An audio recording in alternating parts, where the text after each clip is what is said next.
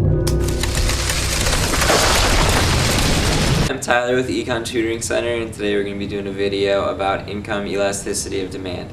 So what income elasticity of demand says is it's the percent change in quantity demanded over the percent change in income. And just a little note, income is actually a determinant of demand, so unlike price elasticity, we're not just moving along the curve and seeing how much that changes, we're actually moving the curve, but it's whether it's positive or negative that we're interested in. I know that might have been a little bit confusing, but we use quantity demanded because that's the data that we're given, but it actually is moving the curve, so I just want to make that clear. Alright, so yeah, we use EI just to differentiate the notation from other kinds of income or elasticities. And so basically what it is the percent change in quantity demanded over the percent change in income, so how sensitive somebody's demand is to changes in income, whether it's positive or negative, mostly. So you can break that down here. We're going to use the midpoint method. There's a couple other ways you can do it, but this seems to be the most popular. So yeah, let's get after one. So in this situation, income increases from $49,000 to $51,000, and the quantity of this good that we're worried about here goes from 104 to 96. So income increases, quantity demanded decreases. So let's find the elasticity. So we take Q2 minus Q1. So 96 minus 104, and we divide it by Q1 plus Q2 over 2. So Q1 plus Q2, so 104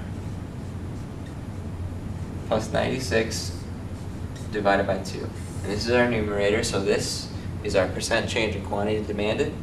And now we're going to do the same thing for income. So that's I2 minus I1, so 51,000 minus 49,000.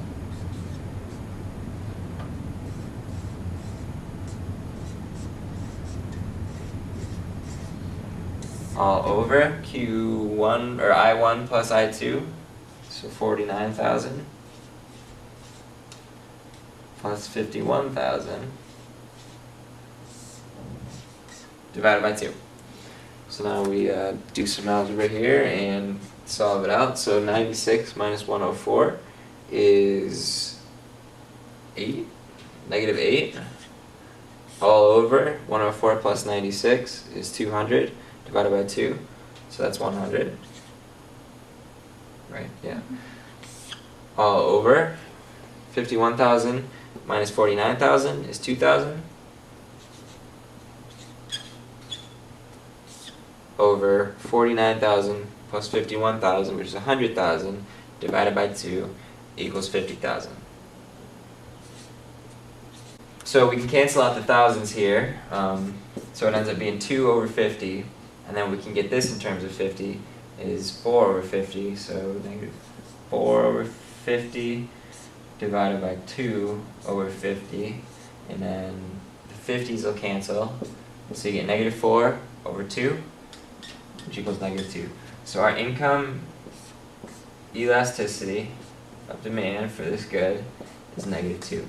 And what that means, we're not concerned whether it's greater than 1, less than 1, we're concerned about whether it's positive or negative.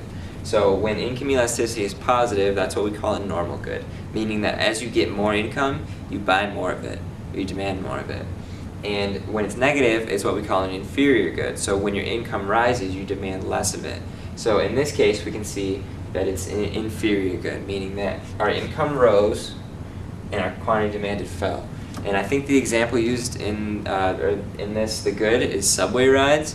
So that kind of makes sense. So subway is, a cheaper way, but there's some inconveniences, and you can think about it compared to like driving. It's a little bit more expensive, but it's probably preferable to some people. So as you get more money, you say, I can afford to drive a little more, I'm going to ride the subway a little less. So I think that's the example that we have here. But anyways, we can just see that it's an inferior good. That's what we're worried about. We're not worried about whether it's greater than 1, inelastic, uninelastic, anything like that. We're just worried about whether it's positive or negative. In this case, it's negative. So hopefully that makes you helps you understand income elasticity of demand a little better. If you have any questions, leave a comment below.